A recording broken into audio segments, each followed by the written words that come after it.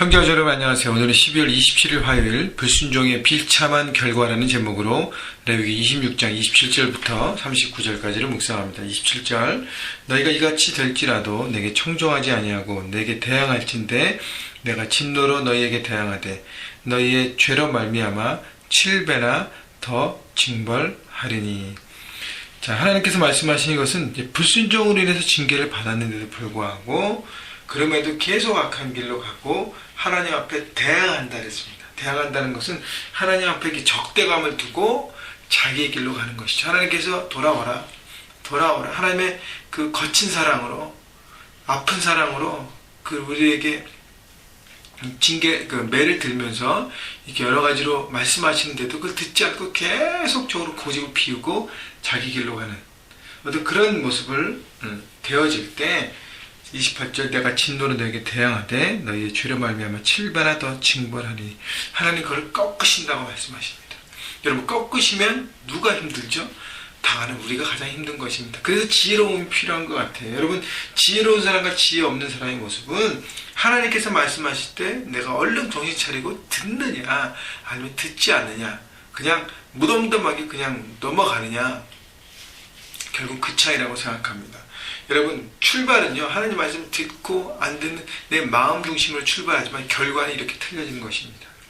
그래서 29절 너희가 아들의 살을 먹을 것이요 딸의 살을 먹을 것이요. 결국 지혜로 없는 어떤 그 결정과 계속 고집 피움과 자기의 어떤 그 마음대로 살아가려는 그 불순종한 삶이 결국 자신의 가족들과 주변 사람들을 더 힘들고 어렵게 하고 다 무너지게 하는 삶을 살게 하는 것입니다. 30절 내가 너희 산당을 헐며 너희 분향단을 부수고 너희 시체들을 부서진 우상들 위에 던지고 내 마음이 너희를 싫어할 것이며. 하나님께서 이 불순종의 이유에 대한 얘기를 하시죠. 산당을 헐고 분향단을 헌다는 것은 우상 숭배를 얘기합니다. 많은 사람들이 자기의 원한 목적을 위해 특별히 육적인 욕심을 채워줄 우상에게 절하고 마음을 드립니다. 그리고 내 마음대로 살아가려는 그런 뿌리 가운데 우상을 찾고 우상에게 마음을 드립니다. 결국 그 모든 걸 통해서 그들의 삶이 무너진다고 얘기하는 것이죠. 31절 보세요. 내가 너의 성읍을 황폐하고 너의 성소들을 황량하게 할 것이요 너의 향기로운 냄새를 내가 흠양하지 아니하고. 결국 내 삶, 성읍 황폐한다는 것은 내 삶의 터전도 무너지는 것이에요. 내가 내 원하는 것을 쌓고 채우고 일으키기 위해서 하나님을 거절하고 자기 멋대로 했던 그 모든 것들이 다 무너진다는 것이죠. 결국 헛된 삶을 살게 된 것입니다. 그리고 나서 성소가 황량하다는 것은 하나님을 향한 예배와 하나님을 향한 마음과 그 모든 것들도 다 쓸데없게 된다는 것이죠. 자, 그래서 33절 보시오. 내가 너희를 여러 민족 중에 흩을 것이요 내가 칼을 빼어 너희를 따르게 하리니 너희의 땅이 황무하며 너희의 성읍이 황폐하리라. 자, 최후의 징계는 뭐냐면 포로입니다. 포로. 내가 너희를 여러 민족 중에 흩을 것이요.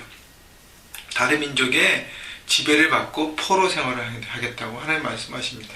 여러분 이스라엘 백성들은 이 말씀을 들을 때 아직 약속의 땅에 들어간 것도 아니고 가나안 땅에 입성한 것도 아니고 지금 광야에서 하나님 말씀을 듣고 있습니다. 시내산에 주신 하나님 말씀 계명들을 듣고 있어요.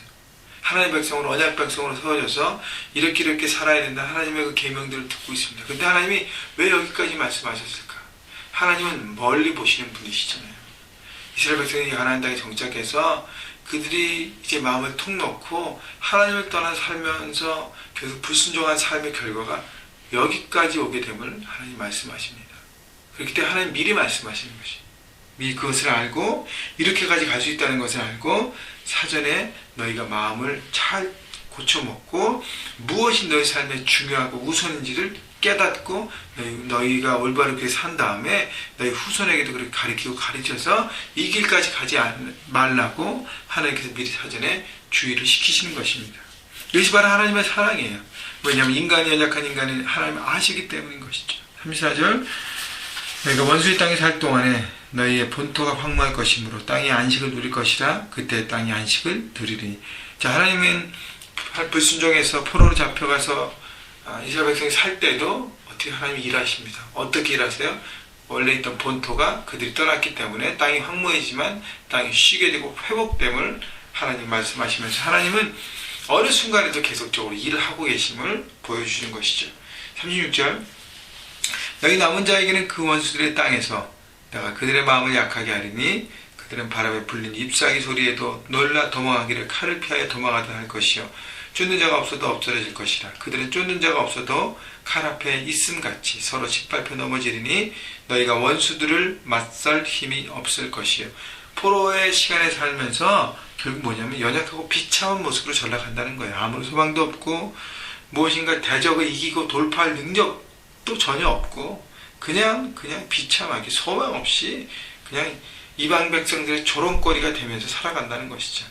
여러분 우리가 크리스찬으로 세상에 살아가는데 하나님 말씀을 버리고 내 멋대로 살아가는 껍데기 크리스찬이 되면 우리는 결국 세상에서 조롱거리를 받고 아무 능력 없는 영향력 없는 그런 크리스찬으로 전락하게 될 것입니다. 여러분 그렇기 때문에 내가 세상에서 존귀함을 얻고 하나님의 능력 가운데 살아갈 것인가 아니면 그렇지 않을 것인가는 다 하나예요. 하나님 말씀을 듣고 내가 순종하는가 아니면 내 고집과 내 생각대로 여전히 그것대로 살아갈 것인가. 여러분 선택하라고 하나님께서 말씀하시는 것입니다.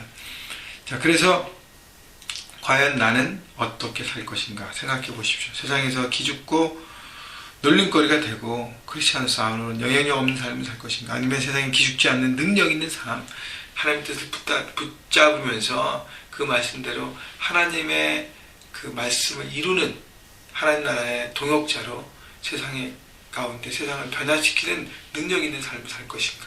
여러분 출발은 바로 간단한 건데 그것 때문에 모든 결과가 다르다는 것을 여러분 깨달으시고요. 여러분 순종하이라는 단어, 순종이라는 단어를 계속적으로 생각하면서 말씀에 과연 나는 순종하고 있는가. 여러분 이 클릭키트를 들으면서 또 큐티를 하시면서 말씀을 다가오시는 분들은 이미 마음이 준비된 사람들입니다.